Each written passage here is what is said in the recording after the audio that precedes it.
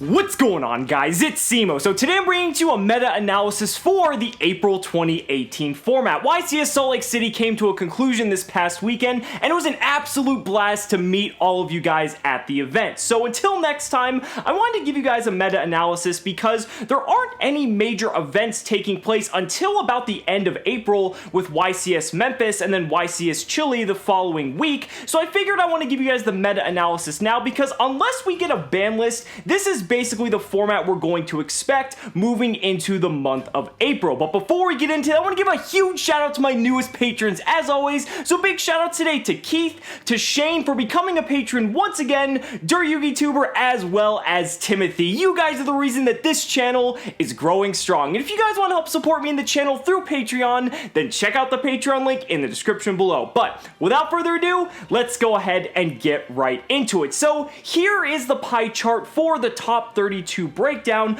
of YCS Salt Lake City. Now, as you can see here from some past meta-analysis, this is going to look a little bit similar, but there are some striking differences, and those are what I want to discuss more in depth, especially as we get further and further down the top 32 cut as it narrows down to the ultimate winner. So, looking at the pie chart, Pendulum Magician is still taking up a majority of representation in the top 32. However, what was so interesting about this is that once we got to the top 8, there was not a single Pendulum Magician player that made it to the top 8. I believe all 6 or 7 maybe Pendulum Magician players in the top 16 lost in the top 16 and gave way for Draco to pretty much dominate the entire top 8. I believe the top 8 was comprised of 4 True Draco, a Metal Foes True Draco, a Trickstar, a 60 card Dino, as well as a 60 card Burning Abyss player. Shoutouts to Tamir, who does happen to live here in Las Vegas. So that was insane. I don't think anyone was anticipating that all these Pendulum Magician players would get blown out in the top 16 just because of how well we've seen the deck perform. But I think the Draco players were really prepared for this matchup because when you look at some of the cards that the Draco players were main decking, it really was optimized not only for the Pendulum Magician matchup, but also for their mirror match. And so you can kind of see that the Draco players were very prepared for this matchup. Draco had a massive representation at this event as a whole, and that's what a lot of people were anticipating. Even though Pendulum Magician is the deck to beat, a lot of people were thinking, well, since Draco is kind of the second runner-up, I think people were thinking that there was going to be a ton of Draco coming in to help combat the Pendulum Magician representation as a whole. So when it came down to Pendulum Magician showed up in all forms. There was pure Pendulum Magician. What I mean by that is it was just a deck that wasn't playing any sort of FTK or the Zexal lock or anything like that. It was just regular old-fashioned Pendulum Magicians, obviously taking advantage of Dark Worm and stuff like that. Hell, there was a deck that made the top cut that wasn't playing Dark Worm at all, and I do have that deck profile on the channel if you guys want to go ahead and check that out. But we had regular good old Pendulum Magician, we had the FTK, which I think was the more popular variant going into this event, as well as the Zexal variant. Now, the Zexal variant did end up winning YCS Costa Rica, so a lot of players were anticipating that since the Zexal variant ended up winning, that some players might take note of that and maybe try out the Zexal variant for YCS Salt Lake City. And it did show up, but players were prepared for this as well because there was an abundance of Forbidden Chalice both in the main and side deck, which happened to not only counteract a lot of other good cards in the format, but it also is pretty much the best answer to the Utopic Zexal lock. So if you're going to a big event and you plan on seeing a lot of Pendulum playing the Zexal lock, definitely main or side deck some Forbidden Chalice for that matchup so you don't get blown out. But the FTK is still something I wanted to talk about because it's something that really still needs to be addressed. The players that were playing the FTK even admit that this should not exist in the game. So I want to continue preaching that Konami,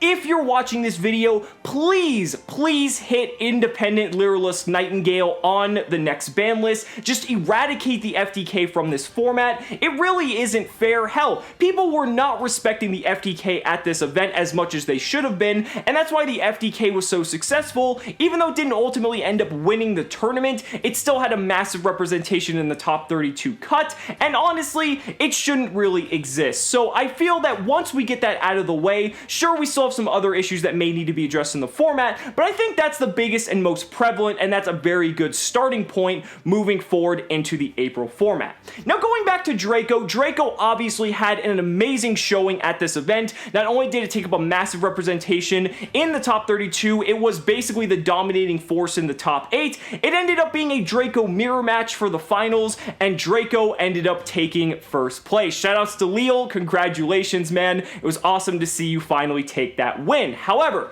Draco is still now going to be in the crosshairs, not only because, you know, Pendulum Magician was kind of at the forefront and Draco was a little bit on the back burner, but now that Draco won, I think a lot of people are going to be looking to Draco not only as a deck to play, but also as a much bigger threat in the format than once previously foreseen, and now they're going to be preparing much more heavily against that deck. So what was cool about Draco is that there was a lot of different techs and choices in the deck building of the Draco players. A Mono Iwado is basically just become a staple at this point because it's able to break the Pendulum board, but then we've seen stuff like Rivalry of Warlords, which is an amazing card against your Pendulum Magician matchup, as well as 60 card decks as well. And then you've also got stuff like Cosmic Cyclone, which Leo teched in his deck, which is really good for your Draco mirror match, but also is fantastic against Pendulum Magician because you can banish scales like Purple Poison Magician and prevent them from triggering since they get banished rather than getting destroyed. So that's a really good boon for the deck there. And then you have the fact that Masterpiece is Masterpiece. It's still going to do its thing,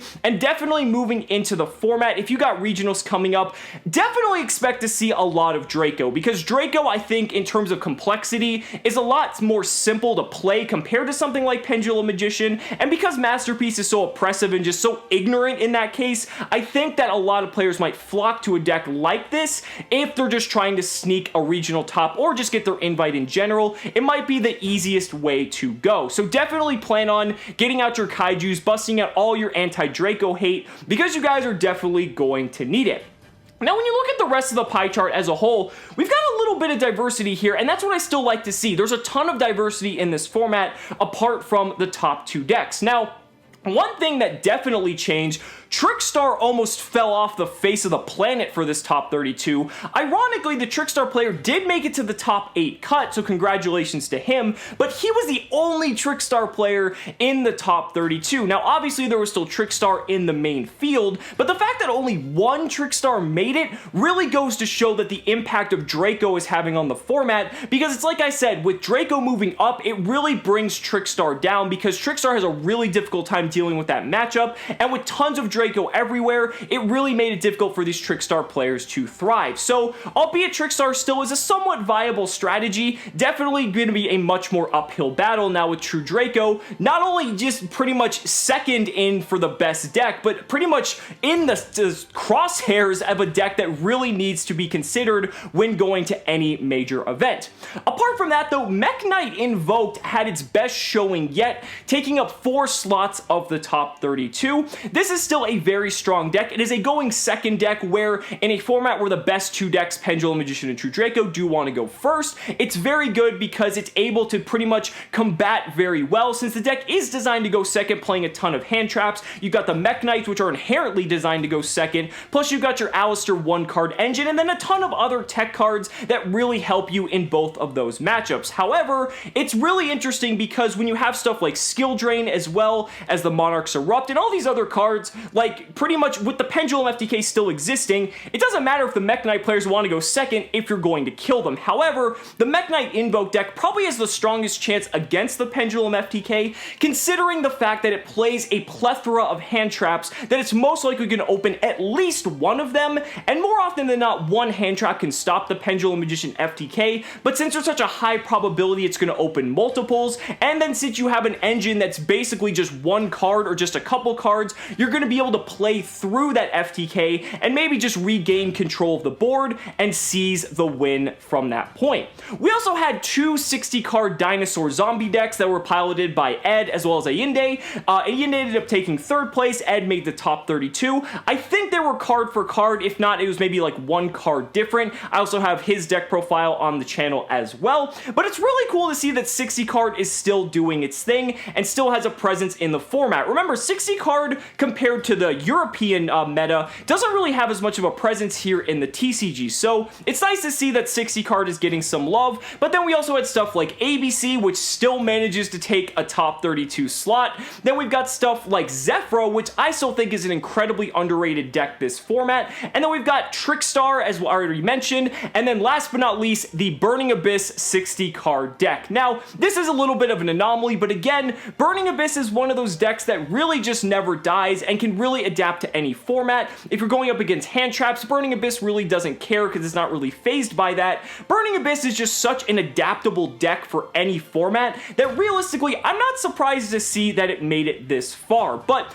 ultimately, I love that we have the diversity here. I mean, we even had stuff like Metal Foe Draco, which again is arguably just another variant of Draco, but you have the combination diagram combo, which is one of the most disgusting combos ever, and it's just a really cool deck because not only does it incorporate pendulum aspects, but then you've got stuff like Masterpiece to back up your board, so even if they solve Vortex Dragon, they still have to get rid of your Masterpiece, and establishing multiple threats like that is really just why that deck is so powerful and why it saw success at this YCS as a whole. So moving forward into this format, Pendulum Magician and Draco are definitely going to be the decks to beat, and you need to figure out in your deck building how you're going to be able to accomplish that task of going through an 8-9 round tournament if you're intending a regional, how you're going to deal with both of these decks in a consistent enough manner if you want to see large success. So guys, those are just my thoughts. Let me know down in the comments what you guys think about this meta as a whole, if you're still happy with the format, or what you think needs to change